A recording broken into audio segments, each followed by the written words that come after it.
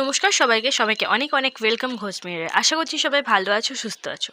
আজ যে ঘটনাটি বলবো সেটি পাঠিয়েছে দিব্যেন্দু বিশ্বাস। তো প্রথমেই অনেক অনেক ধন্যবাদ দিব্যেন্দুকে যে তুমি আমার এই ছোট্ট চ্যানেলটির জন্য এতটা সময় দিয়েছো। আর তোমরাও যদি আমাকে ঘটনা পাঠাতে চাও তো মেল করে দাও ঘোষমেরে314@gmail.com-এ। আমি ডেসক্রিপশনে সব ডিটেলস দিয়ে দেবো, প্লিজ চেক করে নিও। আর তোমরা কে কোথা থেকে দেখছো সেটাও আমাকে কমেন্ট করে জানিও, এবং ভিডিওটা কেমন লাগলো সেটাও কমেন্ট করে জানিও, সেটা ভালো কিংবা খারাপ, কারণ তোমরা না বললে আমি আমার ভুল ত্রুটিগুলোও শুধরোতে পারবো না। তো আর বেশি দেরি না করে ওয়ান্স এগেইন সকলকে অনেক অনেক ওয়েলকাম ঘোষমেরে। ঘটনা শুরু করছি দিব্যেন্দুর ভাষায়। নমস্কার নিকিতা, আর নমস্কার ঘোষমেরের সকল শ্রোতাকে। আমার নাম দিব্যেন্দু বিশ্বাস, আমার বাড়ি পূর্ব বর্ধমানের ললিপুরে। আশা করছি আজকে যে ঘটনাটি বলবো সেটি সবার ভালো লাগবে।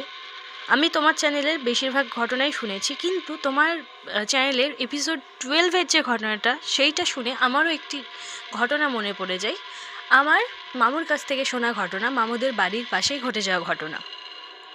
তো ঘটনায় কিছু প্রাইভেসির কারণে আমি যে ঘটনাটা যার সাথে ঘটেছে তার নামটা বলছি না, কিন্তু ঘটনা বোঝার সাপেক্ষে আমি তার নামটা এখানে মিতা দিচ্ছি। সে সম্পর্কে আমার মামি হচ্ছে, তো আমি তাকে এখানে মিতা মামি বলেই ডাকবো। তো আর বেশি দেরি না করে ঘটনায় যাই। ঘটনা যেভাবে মামার কাছ থেকে শুনেছি সেইভাবেই মামার ভাষাতে বলার চেষ্টা করছি। ঘটনাটা বেশ পুরনো, এই 2005-06 সালের দিকের ঘটনা এটি। আমাদের পাড়াতেই এক দম্পতি থাকতো। তারা দুইজনই চাকরি করত এবং তাদের আর্থিক অবস্থাও তাই জন্য বেশ ভালোই ছিল। কিন্তু তাদের একটা সমস্যা ছিল, তা ছিল নিঃসন্তান দম্পতি। সমস্যাটা ছিল এই ভদ্র মহিলার, সেই কারণে ঝামেলাটাও আরও বেশিই হতো।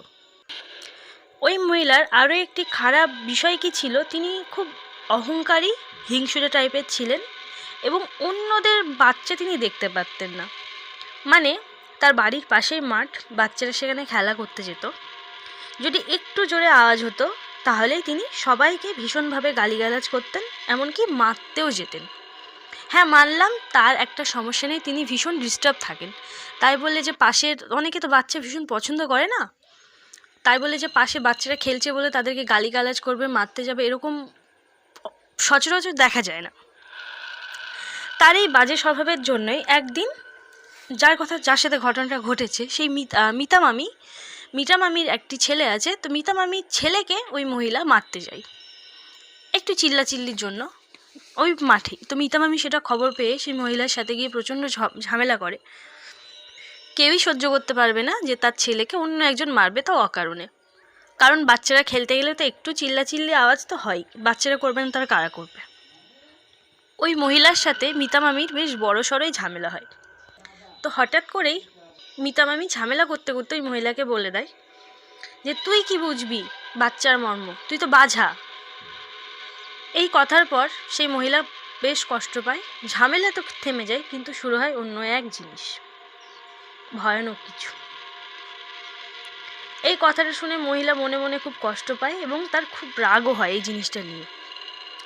তো রাগের কারণেই তিনি পরের দিনই একটা অঘটন ঘটায়। তার বাইরে তিনি আর তার স্বামী ছাড়া কেউ থাকতো না। তারা দুজনেই, প্রথমেই বললাম, দুজনেই চাকরি করতো। তো সেদিন তার স্বামী বেরিয়ে যায় চাকরির জন্য, রেগুলার যেরকম যায় ডিউটিতে চলে যায়, কিন্তু সেই মহিলা যায় না, সে বাড়িতেই থেকে যায় কিছু একটা অজুহাত দিয়ে।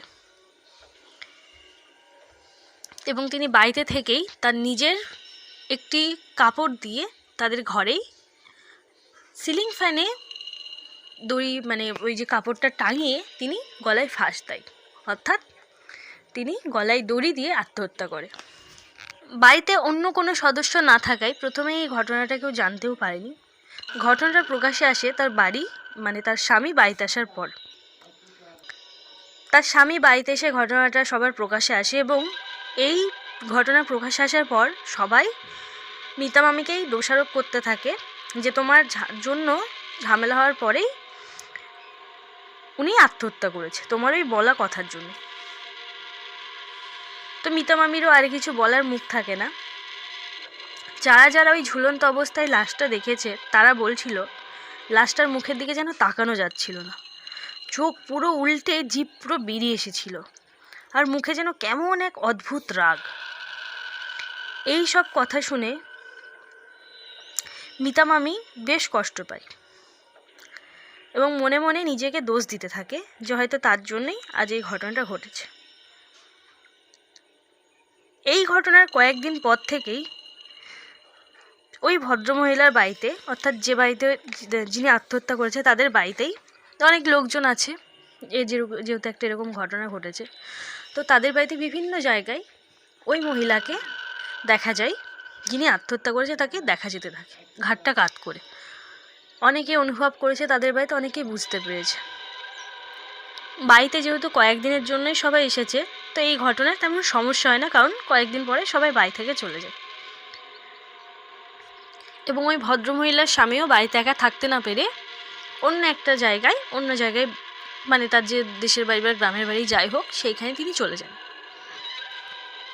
এই ঘটনা আরও বাড়াবাড়ি হয় যখন তাদের বাড়ির পাশেই একটা গাছ আছে, আম গাছ বা কিছু একটা হবে।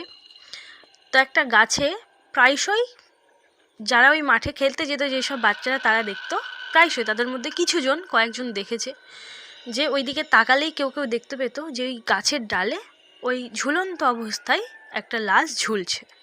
লাশটা ছিল ওই মহিলা যিনি কিছুদিন আগে সুসাইড করে মারা গিয়েছেন। এরকম প্রায়শই অনেকেই দেখতে পেত। এবং এই সমস্ত জিনিস দেখার কারণে ওই মাঠে আস্তে আস্তে বাচ্চাদের খেলতে আসাটা কমে গেল, যেহেতু অনেকেই ভয় পেয়ে যায়, তো আস্তে আস্তেই কমে গেল। এবং কিছু জন যেত, যারা বড়রা তারা হয়তো যেত। যারা ওই ভদ্রমহিলাকে গাছে ওই ঝুলন্ত অবস্থায় দেখেছে, মানে যেসব বাচ্চারা খেলতে গিয়ে দেখেছে, তারা বলতো যে ওই ঝুলেই ওই মহিলা নাকি ওইসব বাচ্চাদের দিকে তাকিয়ে থাকতো, কেমন একটা রাগী মুখ নিয়ে তাকিয়ে, আর চোখ দুটো পুরো সাদা। নিমেষের মধ্যেই নাকি সে আবার উধাও হয়ে যেত, আর কিছু থাকতো না। মাঠে অনেক বাচ্চার খেলতে যাওয়া এই কারণে বন্ধ হয়ে গেল। কিন্তু সমস্যা এবার শুরু হয় আমাদের মিতা মামির বাড়িতে। যেদিন থেকেই নাকি ওই ভদ্রমহিলা আত্মহত্যা করেছে, সেদিন থেকেই নাকি মিতা মামি কিছু একটা অনুভব করে মিতা মামির আশেপাশে, যেন কেউ আছে মিতা মামির আশেপাশে। পুরো বাড়ি ফাঁকা, মিতা মামি কিছু বুঝতে পারতো না। কিন্তু যেদিন থেকে ওই ভদ্রমহিলা আত্মহত্যা করেছে, সেদিন থেকেই মিতা মামি বুঝতে পারতো তার আশেপাশে কেউ যেন একটা কিছু আছে, একটা খারাপ কিছু একটা। মিতা মামি এরকম অনুভব করে যখন আশেপাশে তাকাতো, তখন কিন্তু দেখতো কিছু নেই, কিন্তু মিতা মামি অনুভব করতো যে কিছু একটা তার পাশে থাকছে, যেই অনুভবটাকে বলে ঠিক বোঝানো যাবে না, যে অনুভবটা ঠিক কীরকম হয়। তো এই সমস্ত জিনিসগুলোকে মিতা মামি তেমন গুরুত্ব দেয় না। মিতা মামি বেশ সাহসী ছিল।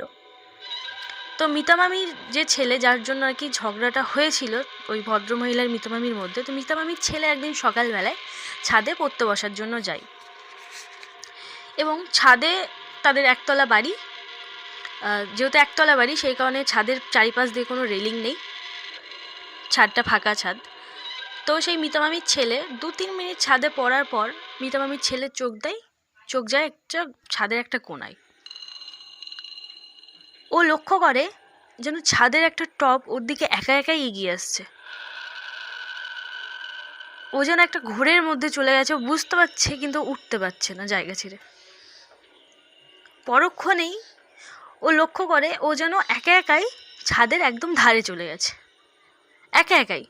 কিভাবে ও গেল, বসে গেল, হেঁটে গেল, কিছু মনে নেই। ও শুধু দেখছে যে ও বসেই আছে, কিন্তু ছাদের ধারে চলে গেছে। ও তখনই ওটা বুঝতে পেরে ও ওঠার যখন চেষ্টা করছে, দেখছে উঠতে পারছে না, ওকে যেন কেউ ওই জায়গায় আটকে রেখেছে। ও কোনো রকমভাবে কিছুক্ষণ চেষ্টা করার পর ও ফট করে উঠে সিঁড়ি দিয়ে যখন নামতে যাচ্ছে, ও দেখছে যে ও দৌড়চ্ছে। ও বুঝতেও পারছে ও দৌড়চ্ছে, কিন্তু ও একটা করে যেন সিঁড়ি বেড়ে যাচ্ছে। ও সিঁড়ির শেষ অবধি নিচে কিছুতেই যেতে পারছে না। তারপরই নিচ থেকে মিতা মামি সিঁড়িতে কিছু একটা পড়ে যাওয়ার আওয়াজ পায়। মিতা মামি গিয়ে দেখে মিতা মামির ছেলে সিঁড়ির ওপরে পড়ে আছে, এবং ওর বেশ কয়েক জায়গায় আঘাত লেগেছে, ছিঁড়ে গেছে আর কি। মিতা মামি ওকে কোলে করে নিচে নিয়ে আসে, এবং ওর যা প্রাথমিক চিকিৎসা করে মুছে ওষুধ লাগিয়ে দিয়ে ওকে যখন জিজ্ঞেস করছে, ও বলছে আমি যে সিঁড়িতে কী করে পড়লাম আমি নিজেও জানি না। কিন্তু ও যে ছাদের ঘটনাটা, যে সিঁড়ি দৌড়চ্ছে কিন্তু সিঁড়ি শেষ হচ্ছে না, এই ঘটনাটা ও মিতা মামিকে বলে। মিতা মামি শুনে তখন বেশ ভয় পেয়ে যায়, কারণ এতদিন মিতা মামি অনুভব করতে এবার মিতা মামির ছেলের সাথেও এরকম ঘটছে। আজ হয়তো কিছু একটা ছোটোখাটো জিনিস হয়েছে, কাল যে কিছু বড় হবে না এমন তো কিছু কথা নেই। সেই কারণে মিতা মামি প্রচণ্ড ভয় পেয়ে গিয়ে মিতা মামির ছেলেকে ওর মাসির বাড়ি রেখে আসে কয়েকদিনের জন্য। হয়তো ওখানে ও সুস্থ থাকবে তার জন্য, ভালো থাকবে তার জন্য, আর এই যে ভয়টা সেটাও অনেকটা কেটে যাবে। ঘটনা কিন্তু এখানেই থেমে যায় না। এখন মিতা মামি বাড়িতে একা, মিতা মামির হাজব্যান্ডও বাড়িতে মানে বাড়ির বাইরে কাজে গিয়েছে, এবং মিতা মামি ছেলেকে মাসির বাড়ি রেখে এসেছে। তো একদিন মিতা মামিদের বাড়ির পিছন দিকটায় কিছু আগাছা গজিয়েছিল বলে সেখানে পরিষ্কার করছিল, গাছ কেটে কেটে ছোট ছোট ঝোপঝাড় সেগুলো কেটে পরিষ্কার করছিল। মিতা মামি কাটতে কাটতে এগিয়ে যাচ্ছে। মিতা মামি মানে একটা বুঝতে পারছে পিছনে যেন কিছু একটা আছে। মিতা মামি পিছন ফিরতেই দেখে, এবং দেখে মিতা মামি পুরো জাস্ট অবাক হয়ে যায়। মিতা মামি দেখে এতক্ষণ ধরে যেই সব ঝোপঝাড়গুলো মিতা মামি কেটে এসেছে সেগুলো আগের মতোই গজে উঠেছে, মানে ওগুলো বোঝাই যাচ্ছে না যে মিতা মামি কেটে এসেছে।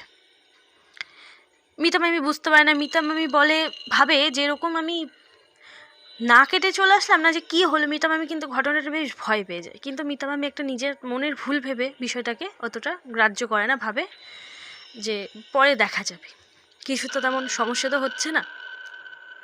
তো তাই একটা ভয় নিয়েই মিতা মামি, একটা আশঙ্কা নিয়েই মিতা মামি ওখান থেকে বেরিয়ে চলে আসে, গাছ টাছ আর কাটে না, ঝোপঝাড়, এবং স্নান ধান করে ঘরে ঢুকবে।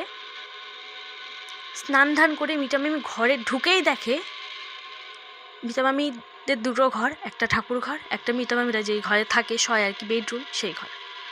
ঘরে ঢুকেই দেখে মিতা মামিদের সিলিং ফ্যানে ওই যে মহিলা যিনি আত্মহত্যা করেছে তার লাশটা ঝুলছে ফ্যানে, তাদের ফ্যানের সাথে, এবং সে মিতা মামির দিকে তাকিয়ে আছে একটা ভয়ানক দৃষ্টি নিয়ে, বিড়বিড় করে কিছু একটা যেন বলছে, কিন্তু মিতা মামি সেটা বুঝতে পারছে না। মিতা মামির এক নিমেষের মধ্যে কিছু, মানে জাস্ট হয়তো 30 সেকেন্ড কি 35 সেকেন্ডের মধ্যে ঘটনাটা ঘটেছে, তাতেই মিতা মামি কোনোভাবে একদম ভয়ে হাড় হিম হয়ে গেছে। মিতা মামির কোনো রকমভাবে মিতা মামি ঘর থেকে চিৎকার করতে করতে বেরিয়ে এসে রাস্তায় বেরিয়ে আসে পাড়ার, এবং পাড়ার সবাইকে ডেকে ঘটনাটা বলে। মিতা মামি ওই বাড়ির মধ্যে আর ঢুকতে পারে না। মিতা মামি বিভিন্ন জনের বিভিন্ন রকম পরামর্শ নিয়ে বিভিন্ন জনের সাথে তান্ত্রিক বা অন্য কিছুর সাথে কথাবার্তা বলে মিতা মামি ঠিক করে যে এই বাড়িতে আর থাকবে না, এবং তারপরেই মিতা মামি ওখান থেকে চলে যায়। তারপর আর ওইসব কোনো ঘটনা শোনা যায়নি। তো এই ছিল আজকে দিব্যেন্দুর কাছ থেকে পাওয়া ঘটনা, এত দূর অব্দিও পাঠিয়েছে। ঘটনাটা বেশ ভালো লেগেছে, আশা করছি তোমাদের। আমার তো বেশ শুনে বেশ ভালো লেগেছে, পড়ে বেশ ভালো লেগেছে। তো আজকের ঘটনা এত দূরই ছিল। তোমাদের যদি ভালো লাগে ভিডিওটা লাইক করে চ্যানেলটা সাবস্ক্রাইব করে দিও, আর কেমন লাগলো সেটা কমেন্ট করে জানিও, এরপর কে কোথা থেকে দেখছো সেটাও জানিও। তো এই ছিল আজকের ঘটনা। দেখা হবে আবার নেক্সট কোনো ভিডিওটাকে বেশি লেন্দি করবো না। দেখা হবে আবার নেক্সট কোনো ভিডিওতে। তোমরাও যদি আমাকে ঘটনা পাঠাতে চাও তো মেল করে দাও, আমি ডিসক্রিপশনে সব ডিটেলস দিয়ে দিচ্ছি।